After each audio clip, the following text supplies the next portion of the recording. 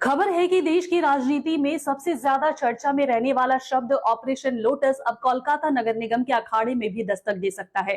राजनीतिक हलकों में यह जोर शोर से चर्चा शुरू हो गई है कि तृणमूल कांग्रेस के करीब 40 से 50 पार्षद इस समय भारतीय जनता पार्टी के शीर्ष नेताओं के संपर्क में है और यही सही मौका मिलते ही वे पाला बदल सकते हैं। बीजेपी पार्षद और विधायक सजल घोष के एक हालिया बयान ने इस पूरे मामले को आग में घी डालने का काम किया है, जिससे कोलकाता नगर निगम की राजनीतिक पारा अचानक 7वें आसमान पर पहुंच गया है। देखिए पूरी खबर। আমরা যদি নো কনফিডেন্স জানি মেয়র তার ভোট বাঁচাতে পারবেন তো আমি এটা জানতে চাই। দরজা যদি আমরা একটু খুলে দিই এই ঘরে আর জায়গা হবে না তো। कोलकाता पौरसभा के 50 टीएमसी काउंसिलर बीजेपी के संपर्क में सेजल घोष के बयान से बंगाल की राजनीति में मचा भूकंप। चुनाव से पहले क्या बदल जाएगा कोलकाता का पूरा सियासी समीकरण, जानिए पूरी खबर। कोलकाता पौरसभा के भीतर चल रही एक कथित उठापटक ने तृणमूल कांग्रेस के शीर्ष नेतृत्व की चिंता को काफी बढ़ा दिया है। इस पूरे विवाद की शुरुआत तब हुई जब कुछ दिनों पहले कोलकाता पौरसभा के मासिक अधिवेशन के दौरान सत्ता पक्ष और विपक्ष के बीच भारी विवाद देखने को मिला था। इसी गहमा गहमी के बीच बीजेपी पार्षद और बारा नगर के विधायक सजल घोष ने एक बेहद विस्फोटक बयान देते हुए कहा कि अगर बीजेपी ने अपने दरवाजे थोड़े से भी खोल दिए तो कोलकाता पौरसभा में तृणमूल कांग्रेस का बोर्ड ताश के पत्तों की तरह ढह जाएगा और बीजेपी में शामिल होने के लिए पार्षदों की लंबी लाइन लग जाएगी। राजनीतिक विश्लेषकों का मानना है कि सजल घोष का यह बयान महज एक राजनीतिक बयानबाजी नहीं बल्कि इसके पीछे तृणमूल के अंदरूनी खेमे में चल रही बड़ी बगावत के संकेत छिपे हुए हैं। इस बात को बल तब और ज्यादा मिल गया जब हाल ही में तृणमूल सुप्रीमो ममता बनर्जी द्वारा बुलाई गई मेयर इन काउंसिल और पार्षदों की एक महत्वपूर्ण बैठक से पार्टी के कई दिग्गज और हैवीवेट नेता गायब नजर आए।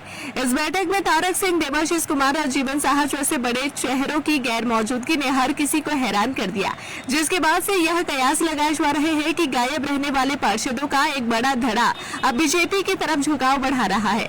इसके साथ ही उत्तर कोलकाता के कई वार्डों में पार्षदों के व्यवहार और उनकी गतिविधियों को लेकर भी पार्टी के भीतर विवाद गहराता जा रहा है। श्यामपुकुर इलाके की पार्षद इलोरा साहा और सुनंदा सरकार की भूमिका पहले से ही सवाल उठ रहे हैं। वहीं उत्तर कोलकाता टीएमसी के कदावर नेता सुदीप बंदोपाध्याय को लेकर भी पार्टी के व्हाट्सएप ग्रुप में कुछ पार्षदों द्वारा की गई टिप्पणियों से नाराजगी बढ़ी है। मामला तब और ज्यादा संदिग्ध हो गया जब उल्टाडांगा क्षेत्र के पार्षद अरण्य किशोर राउत एक सार्वजनिक कार्यक्रम में बीजेपी नेता सजल घोष के साथ मंच साझा करते हुए नजर आए, जहां सजल घोष का नागरिक अभिनंदन भी किया गया। इतना ही नहीं, रूबी और कस्बा इलाके के एक प्रभावशाली पार्षद के भी सीधे बीजेपी के केंद्रीय नेताओं से संपर्क में होने की खबरें आ रही है, जबकि बाईपास से सटे एक वार्ड के पार्षद के बारे में दावा किया जा रहा है कि उन्होंने अपने पुराने आरएसएस संपर्कों को फिर से सक्रिय करना शुरू कर दिया है। चूंकि इस साल के अंत में कोलकाता पौरसभा के चुनाव होने तय हैं, ऐसे में चुनाव से ठीक पहले अगर इतने बड़े पैमाने पर दल बदल होता है तो यह कोलकाता के सत्ता और सियासी समीकरण को पूरी तरह से उलट पुलट कर रख देगा। अब देखना यह होगा कि क्या बंगाल में वाकई ऑपरेशन लोटस कामयाब होता है या तृणमूल इस बड़े संकट को संभालने में कामयाब रहती है।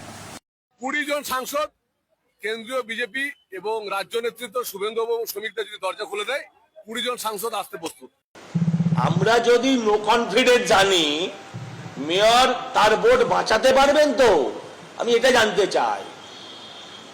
দরজা যদি আমরা একটু খুলে দিই এই ঘরে আর জায়গা হবে না তো।